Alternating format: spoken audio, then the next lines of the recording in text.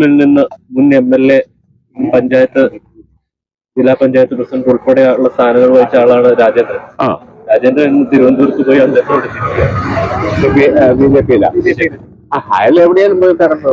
ഞങ്ങൾക്ക് തന്നെ ഞങ്ങളുടെ കൂടെ ഇല്ല, ഞങ്ങളുടെ പാർട്ടിയിലുമില്ല, ഞങ്ങളുടെ പാർട്ടിയുടെ അനുഭാവി പോലുമില്ല. അതൊക്കെ അന്ന് ക്ലോസ് ചെയ്ത കാര്യമാണ്. അയാള് BJP പോവോ ചെറുത്താൻ്റെ കൂടെ പോയാലും ഞങ്ങൾക്കൊരു പ്രശ്നവുമില്ല. അതൊന്നും ഞങ്ങളെ ബാധിക്കുന്ന പ്രശ്നമല്ല. ഞങ്ങൾ ഞങ്ങളുടെ കാര്യം നോക്കും. ആ കാര്യത്തിൽ ഒരു പ്രശ്നമില്ല. കഴിഞ്ഞ വർഷം പാർട്ടി സെക്രട്ടറി ജില്ലയിലെത്തിയപ്പോൾ രാജേന്ദ്രനെ തിരിച്ചു കൊണ്ടിരുന്ന കാര്യങ്ങൾ ചർച്ച ചെയ്തുകൊണ്ടിരിക്കുകയാണ്, തിരിച്ചെത്തിക്കുമെന്ന് പറഞ്ഞിരുന്നു. ആര്? ഗോവിന്ദമാഷ്. അതെനിക്കറിയത്തില്ല, എന്റെ ശ്രദ്ധ വന്നില്ല. നിങ്ങൾ അദ്ദേഹത്തോട് തന്നെ ചോദിക്കും. ഞങ്ങളൊന്നും ശ്രമിച്ചിട്ടില്ല. ഇന്നത്തെ മുന്നണി ചുമ്മാ ഗുണം എന്നോട് പറയുന്നുണ്ട്.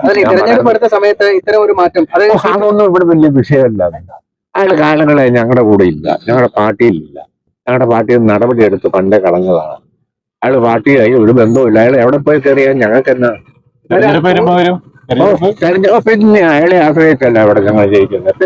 എന്നാലും 3 തവണ MLA ആക്കി, CPM-ന്റെ MLA ആയി, അതുപോലെ തന്നെ ജില്ലാ പഞ്ചായത്ത് പ്രസിഡന്റ് ആക്കി.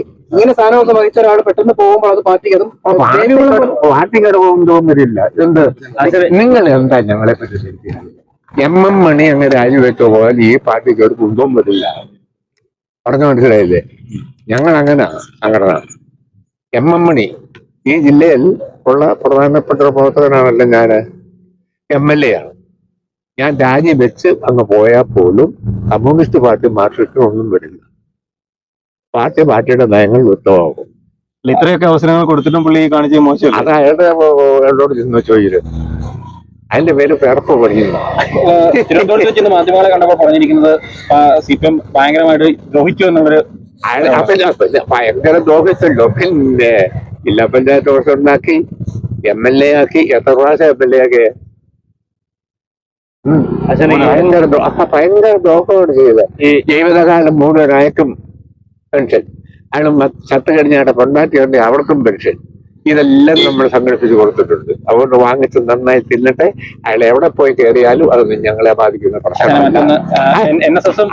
ഞങ്ങൾക്ക് ഒരു പ്രശ്നമില്ല.